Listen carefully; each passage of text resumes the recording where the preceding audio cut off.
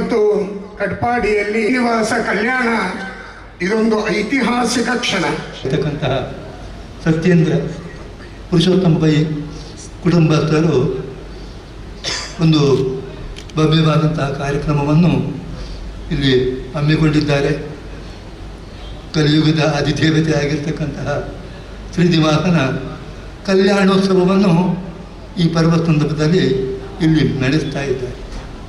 ದೇಶ ಕಾಲ ಎಲ್ಲ ಕ್ರಮದಿಂದ ಉಚಿತವಾಗಿರತಕ್ಕಂತಹ ಈ ಒಂದು ಸಂದರ್ಭದಲ್ಲಿ ನಾವೆಲ್ಲರೂ ಕೂಡ ಭಾಗಿಗಳಾಗಿದ್ದೇವೆ ಅಂತ ಹೇಳುವುದೇ ನಮಗೆ ಬಹಳ ಸಂತೋಷದ ಸಂಗತಿ.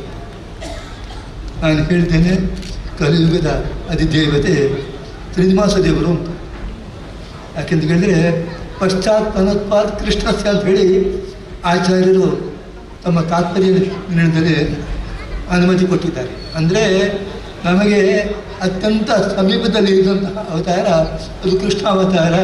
ಬಲ ಕಾರ್ಯ, ಜ್ಞಾನ ಕಾರ್ಯ ಎಲ್ಲವನ್ನು ಕೂಡ ಮಾಡಿ ಬಹಳ ಒಂದು ವಿಶಿಷ್ಟವಾದಂತಹ ಸ್ಥಾನವನ್ನು ಗಳಿಸಿಕೊಡಿದೆ. ಆದ ಕಾರಣ ಬೇರೆಲ್ಲ ರೂಪಗಳಿಗಿಂತಲೂ ನಮಗೆ ಕೃಷ್ಣ ಅವತಾರ ಬಹಳ ನಿಕಟದಲ್ಲಿರುವ ಪ್ರಯುಕ್ತ ನಾವೆಲ್ಲ ಸತ್ಕರ್ಮ ಮಾಡಿ ಕೃಷ್ಣಾರ್ಪಣೆ ಮಾಡಬೇಕು.